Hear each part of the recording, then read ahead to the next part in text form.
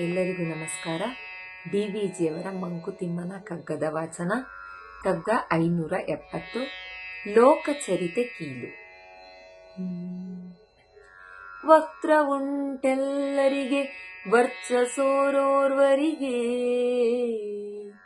ವಕ್ರ ಉಂಟೆಲ್ಲರಿಗೆ ವರ್ಚಸೋರೋರ್ವರಿಗೆ, ಕತ್ತಿ ಪಣ್ಯದಳುಂಟು ಶಕ್ತಿ ಸಹಜದಲ್ಲಿ, ವ್ಯಕ್ತಿ ಪ್ರಭಾವವೇ ಲೋಕಚರಿತೆಯ ಕೀಲು,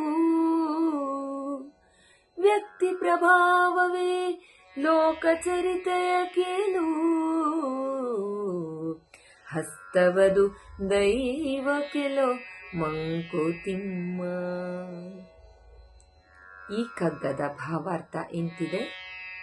ಎಲ್ಲರಿಗೂ ಮುಖವೇನೋ ಉಂಟು, ಕೆಲವರಿಗೆ ತೇಜಸ್ಸು, ಕೆಲವರಿಗೆ ವರ್ಚಸ್ಸು ಇರುವುದು.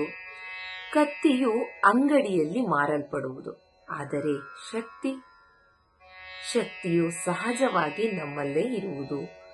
ಲೋಕದಲ್ಲಿರುವ ಮಹಾತ್ಮರು ದೈವದ ಅಭಯಹಸ್ತರಾಗಿರುತ್ತಾರೆ ಎಂದು ಡಿವಿಜಿಯವರು ಈ ಕಗ್ಗದಲ್ಲಿ ವಿವರಿಸಿದ್ದಾರೆ. ಧನ್ಯವಾದಗಳು.